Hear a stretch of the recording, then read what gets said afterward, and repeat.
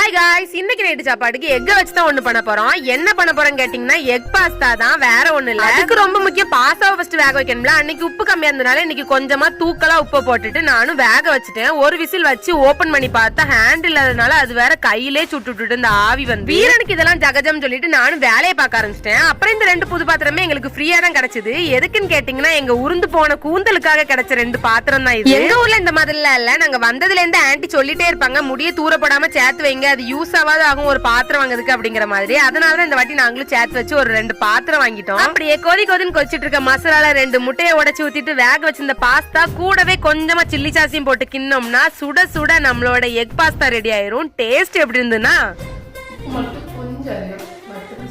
நீங்களும் கண்டிப்பா ட்ரை பண்ணி பாருங்க. அப்புறம் இந்த 2024 இன்னையோட முடிஞ்சு நாளைக்கு 2025 பறக்க போகுது. இந்த புது வருஷம் எல்லாத்துக்குமே சிறப்பா அமைய வாழ்த்துக்கள். Happy new year all. Okay, bye. Next வீடியோல பார்க்கலாம்.